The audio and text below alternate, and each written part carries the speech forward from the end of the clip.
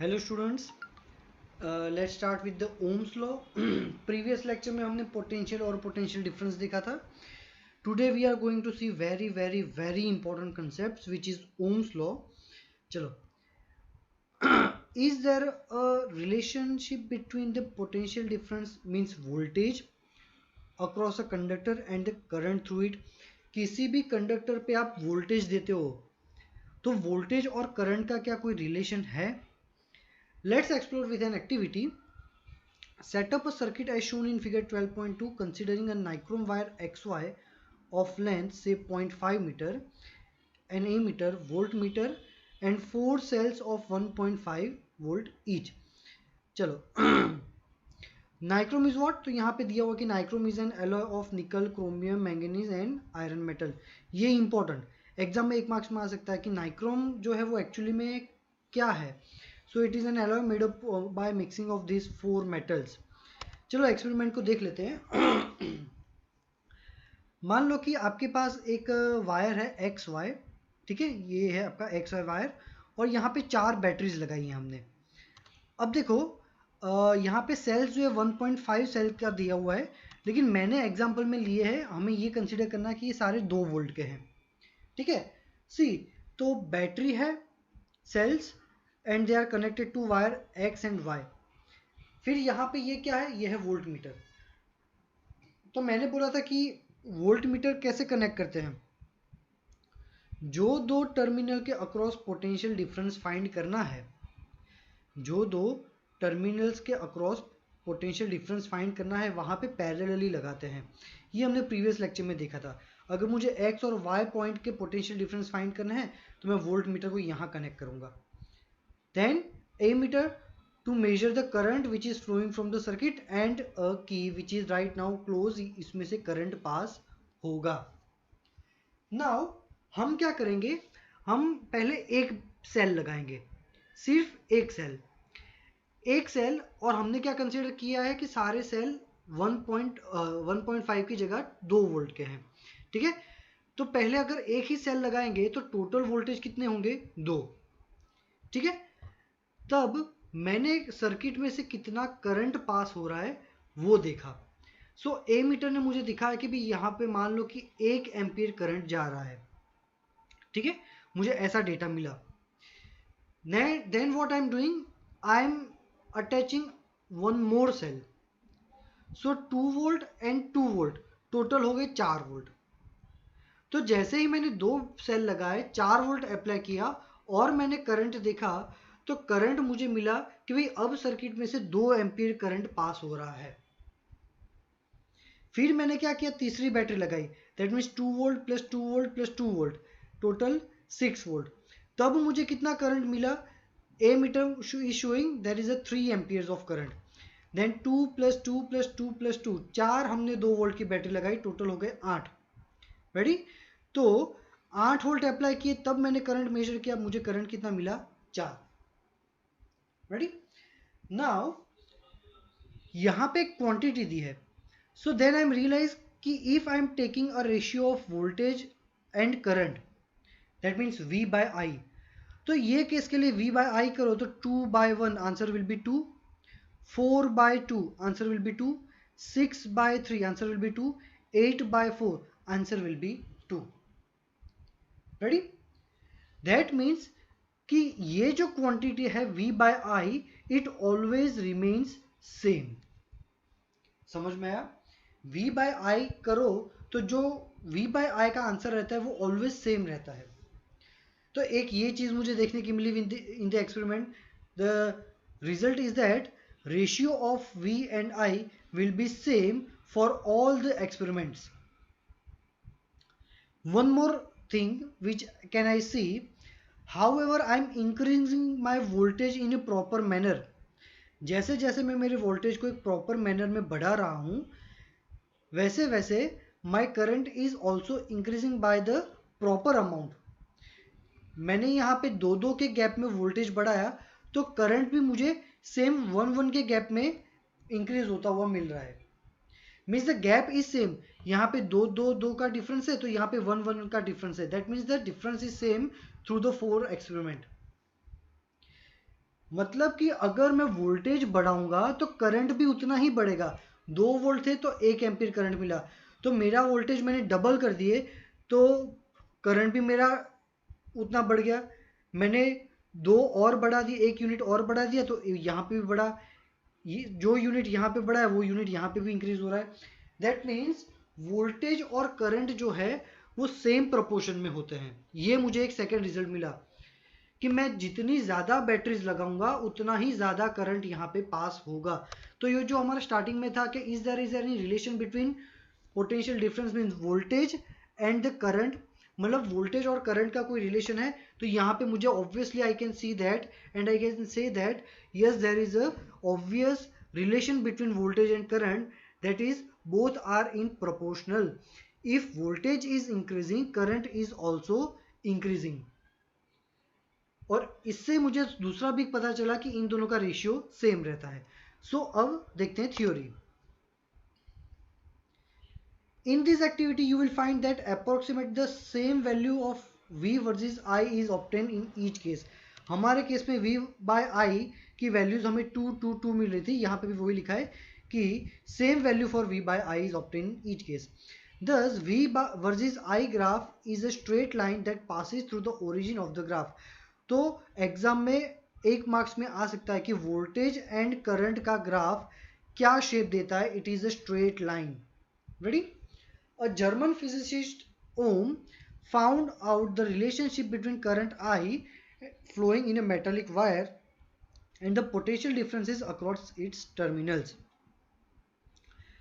The potential difference V across the ends of a given metallic wire in an electric circuit is direct proportional to current flowing through it। जो मैंने आपको पहला बताया था वो कि ये एक्सपेरिमेंट से हमें क्या मिला, जितना वोल्टेज बढ़ता है उतना करंट भी बढ़ता है। तो यही आ गया कि potential difference V in a metallic wire in a circuit is proportional to the current, means voltage is proportional to current। जो हमारा पहला हमने रिजल्ट देखा था वो कंक्लूजन हमारा।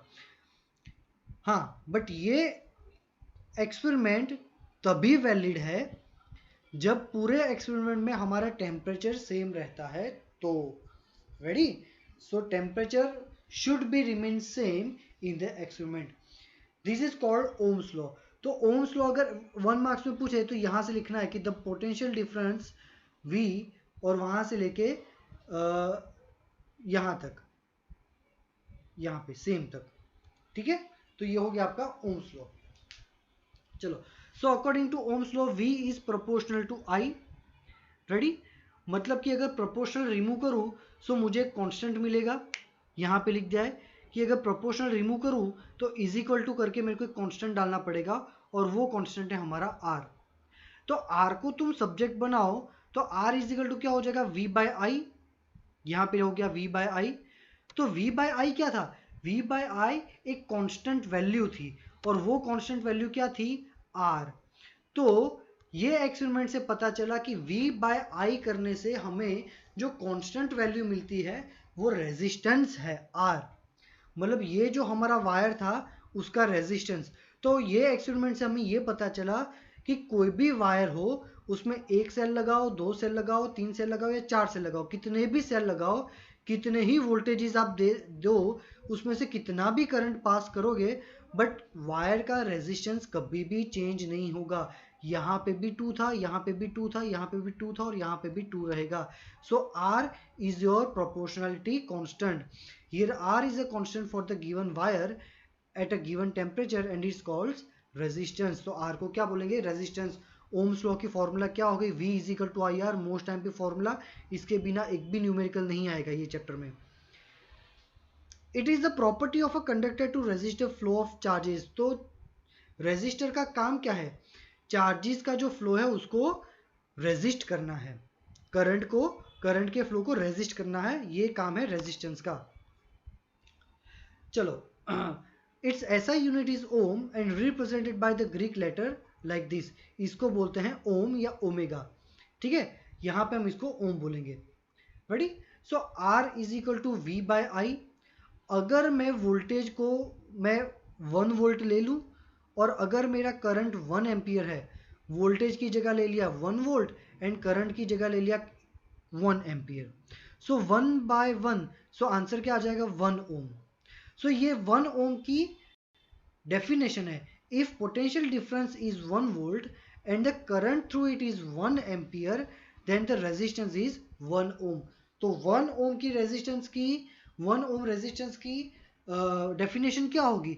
If voltage applied by two terminal is 1 volt and current passing through in it is 1 ampere then the current is 1 ohm, है ना।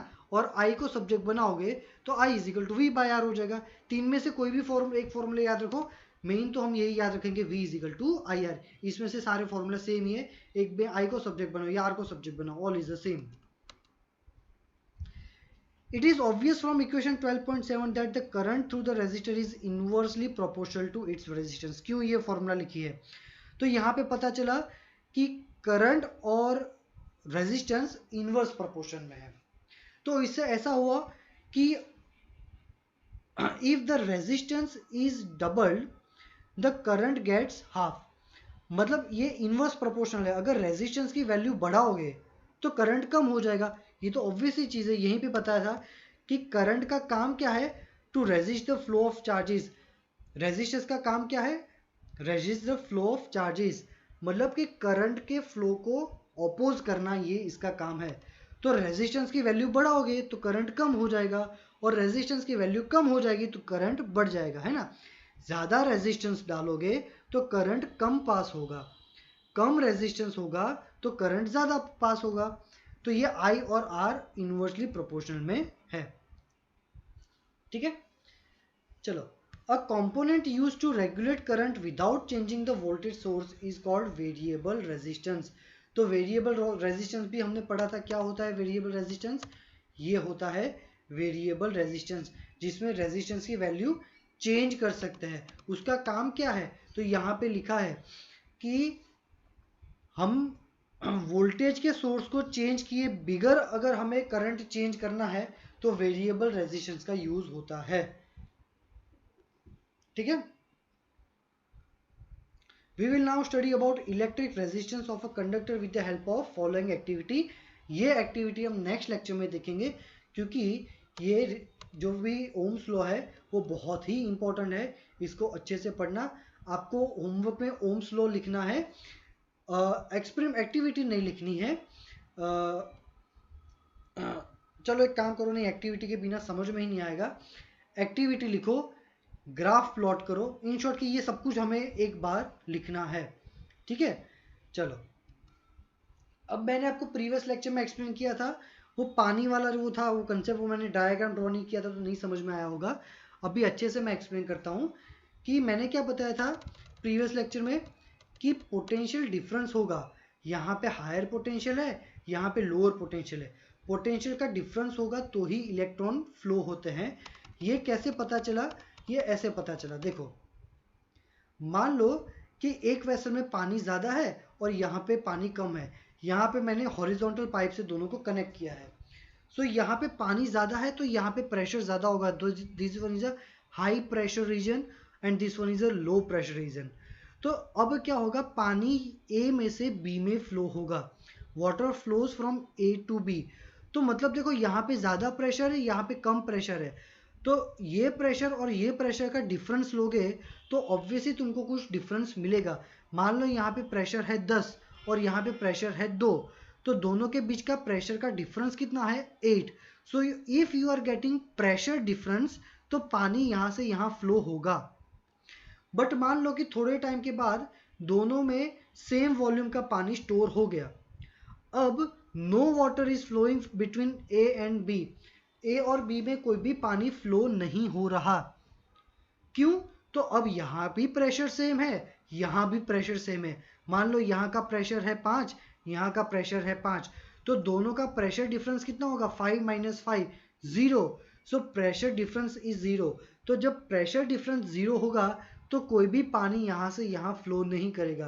तो कोई भी क्वांटिटी को एक जगह से दूसरी जगह पे अगर फ्लो करना है so we need some kind of difference. यहाँ पे प्रेशर डिफरेंस चाहिए, इलेक्ट्रॉन के लिए हमें पोटेंशियल डिफरेंस चाहिए। पोटेंशियल डिफरेंस भी एक टाइप का प्रेशर का डिफरेंस ही है, बट हम उसको बोलते हैं पोटेंशियल डिफरेंस। सो ये एक बेसिक कंसेप्ट है कि किसी भी ऑब्जेक्ट को एक जगह से दूसरी जगह फ्लो करना है तो हमें प्रेशर का डिफरेंस तो लगाना ही पड़ेगा। अगर दोनों साइड प्रेशर सेम हो गया तो क्वांटिटी जो है मूव नहीं करेगी। इसलिए यहाँ पे जो बैटरी है वो बैटरी में एक साइड हायर पोटेंशियल और एक साइड लोअर पोटेंशियल चाहिए ही चाहिए। अगर दोनों साइड पॉजिटिव या दोनों साइड नेगेटिव हो गया तो दोनों सेम हो गया, ये केस में इलेक्ट्रॉन मोशन में नहीं आएंगे। ठीक है, तो आज के लेक्चर में यहीं तक रखते हैं। ओम्स लॉ को अच्छे से लिख के सेंड करना है, और कुछ भी डाउट हो तो व्हाट्सएप पे पूछ सकते हो। Thank you.